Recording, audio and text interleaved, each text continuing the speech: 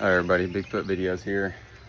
Taking a break from my doing some gardening, but I've been meaning to film an update on this Yukon XL, 2008 Yukon XL.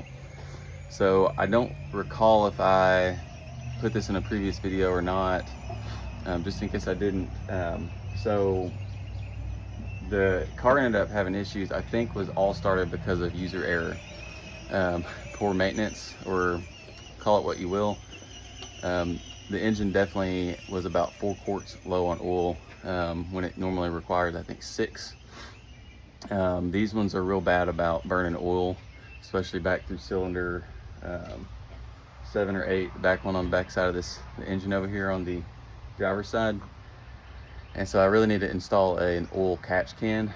So I think that was part of my issue. I think I might have had a small oil leak somewhere else. So I think that was what kind of started all of my issues. I thought I had changed out an oil sender unit, sensor. I think it's actually the oil pressure sender. And I thought I'd changed it out, but I'd gotten confused and had not. So that actually ended up being part of the issue. I was getting all of the just the car doing weird stuff because it wasn't getting good data from that bad oil sender that was already on there. So I ended up having to tow it out to my friend's shop and have him look at it. Because after I put oil in it, it still didn't do it. The sender wasn't throwing up an error code at the time, but it had previously, kind of in the middle of all this, and then it just went away.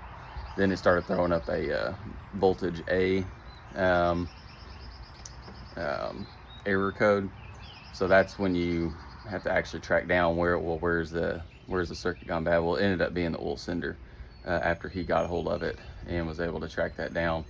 And that's when I was like, I had seen that code come up one time, and I thought I had already changed it out, so I didn't change it out, and I had just gotten it confused with the coolant temperature sensor that I had changed out because of a previous error code in the middle of all this.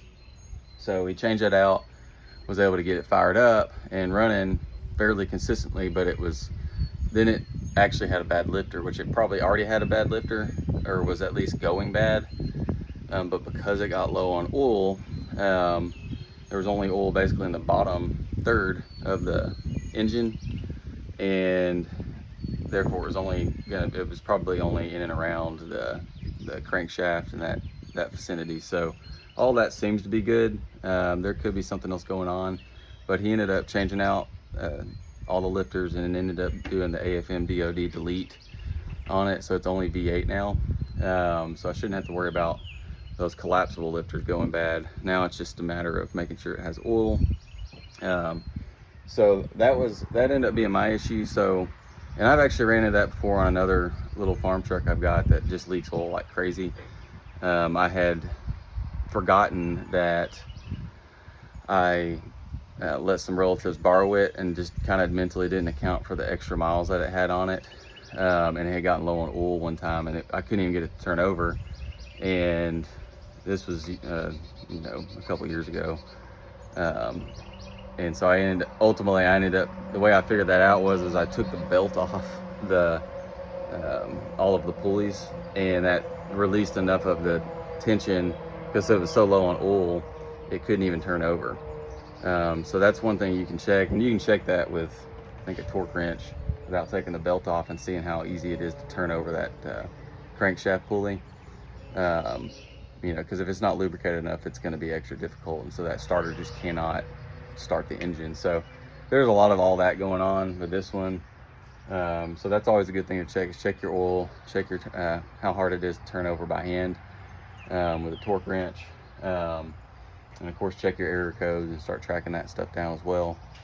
But usually it's something simple, and something simple that a user can do as far as preventative maintenance and just checking general things can prevent, major wear and tear. Like, for instance, the lifter may be going bad 5,000, 10,000 miles before it was, really totally broken loose and not functioning properly. So anyway, that's what we did on this one. So I've got it running. The only thing I've got running, you may watch the cat. Okay. So that's, no, you have to talk to mom. I'm not in charge of that. Okay. Um, and so basically, um, yeah, just check that oil on it. Check the simple things. Make sure that it's good to go. That's pretty much all I have for you now. But oh, this is what I was going to say. So this is it still has just a small issue, but I can drive it, and the oil pressure is it really does operate too low for what you consider normal conditions. So basically, I'm just keeping an eye on it, making sure I've got oil in it and not driving it too much. And eventually, I'll look into other potential causes of low oil pressure outside of the norm. I'm hoping it's not something major where the engine has to be completely rebuilt. I'm hoping I can get another maybe 60,000 miles out of it before I have to actually rebuild the engine, and go in and put like new piston seals and stuff like that. So hopefully I'll have a shop by then, to be able to do that myself, since it's kind of an extra car, more of a backup car than anything. So hopefully I can do that, and video record it all from a DIYer's point of view.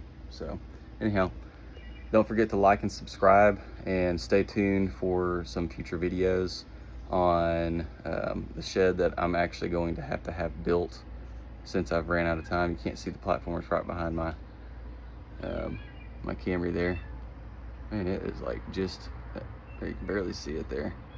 So stay tuned for that, and a bunch of other videos. So I'm gonna try to start posting more regularly. Take care. Bye.